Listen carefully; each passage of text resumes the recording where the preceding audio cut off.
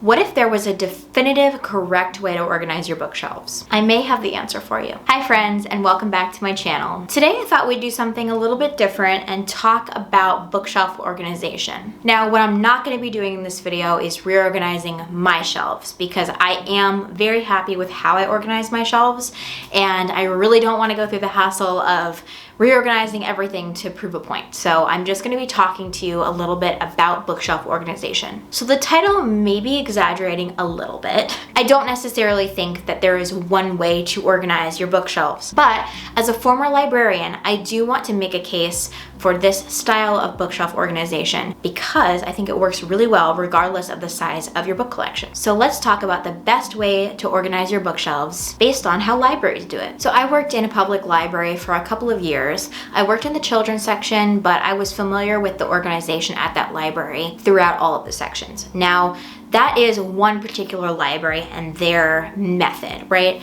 But I think across the board, libraries do similar things with their organization. And then there are always small sections and things that change depending on what the staff of that library wants to highlight. The same thing can be applied to bookstores. So I've seen a lot of videos recently where people will reorganize their bookshelves by color, by genre, and alphabetically. By color is very much an aesthetic choice and not something that's easy to find books in, particularly when you're talking about a large scale collection. So I would like to propose the combination of by alphabet and by genre. So the way that a lot of libraries are laid out is there's a separation of fiction and nonfiction. This is a pretty broad categorization, and I see a lot of people separating those two things on their shelves. So let's talk a little bit about nonfiction first. So libraries use the Dewey Decimal System, which assigns a range of numerical values to a particular topic or theme. So for example, the numbers 100 to 199 are philosophy, 300 to 399 are social issues, and 800 to 899 are literature, etc. Each of these broader categories are broken down and they get incredibly granular with decimal point numbers showing the difference between Depression era history and World War II era history. So when you're thinking about a very large scale collection of books, like in a library, there has to be an easy way to locate books. That way, patrons can find the books and librarians can find the books in order to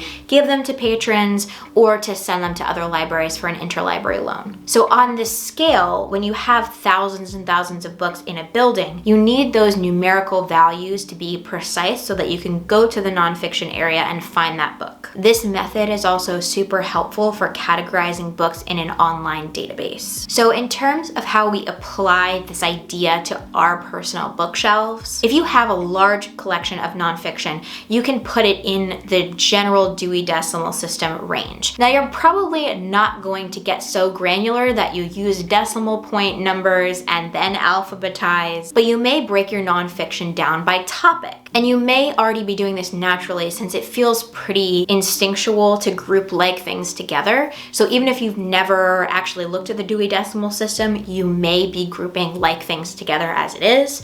It just may not be in the same order on your shelf that the Dewey Decimal System suggests. Nonfiction also includes things like essay collections and biographies, though often biographies, memoirs, autobiographies, things like that are separated in a library or in a bookstore. So for me, how I organize my nonfiction is in a similar way. I group all of my biographies together, I group my essay collections together, I group my poetry collections together, and then all of my other nonfiction books are grouped by topic. So whether your collection of nonfiction books fits on one shelf or an entire bookcase, this system will work very well to organize and make sure you know where all of your nonfiction books are. In terms of fiction, I've seen it done a couple of different ways in libraries. Sometimes all of the fiction books will be grouped together in a continuous series of shelves, and they'll all just be categorized alphabetically by the author's last name with no delineation of genre. However, sometimes within that, you'll see stickers on the spine that say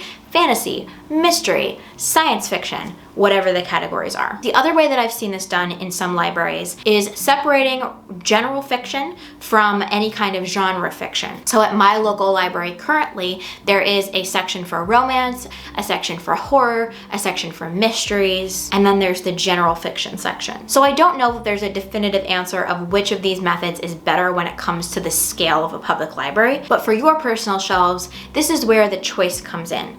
Do you prefer separating things out by specific genres, or do you like having all of your fiction together? For me personally, I like having all of my fiction on the same shelf and alphabetically. However, I do really like using vignettes to delineate specific types of books that I want to highlight. Now, this is something that is sometimes done in libraries and sometimes done in bookstores, but this is an aspect of organization that is a little bit more personal and a little bit more dependent on the person who is setting all of this up. So sometimes in bookstores, you'll see new releases have their own section. Sometimes you'll see a particular theme used. In libraries, there's often holiday themes, a shelf for Black History Month, a shelf for Women's History Month. Depending on the staff and the people who are setting all of this up, you'll get some different kind of vignette areas. So when you're thinking about your personal bookshelves, if you want to do these sort of vignettes, what types of books do you have a collection of? And what books might you like to highlight? So for me, this shelf right here has all of my subsections in these little vignette shelves.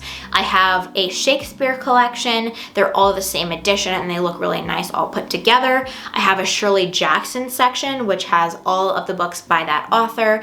And then I have a translated fiction section, and that includes short stories and novels. I also have a short story section separate from my other fiction. Now, I just decided to do this myself, but I did find that the local library in my town actually has its own short story section, which I don't always find in libraries. Sometimes those are included in fiction, and sometimes they're included in nonfiction under like the literature category. In terms of my general fiction, I really like just to keep it alphabetical and keep all of it together. So as a general overview, my personal bookshelves are separated first by fiction and nonfiction, and then my nonfiction is categorized by topic, and biographies, essay collections, and poetry collections are all separate sections. In terms of fiction, my short story collections are a separate section, and then I have some vignettes of certain authors and then translated books, and then all of my general fiction are just together. Now, I know that organizing your bookshelves is a super personal choice that you have to make in terms of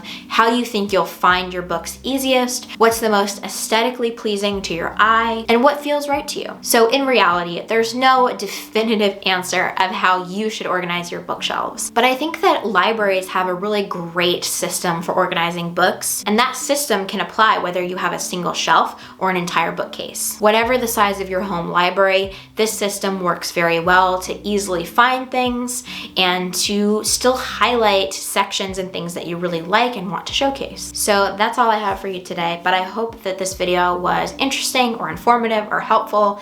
Let me know in the comments below how you like to organize your bookshelves, and also let me know if you've ever tried this system that I talked about and what you thought of it. Also, if you're someone who frequently uses your public library, let me know how your library organizes books and if there's anything different or interesting about their organization. Thanks so much for coming by and checking out this video. If you enjoyed it, feel free to like and subscribe, and I will see you in the next one. Bye.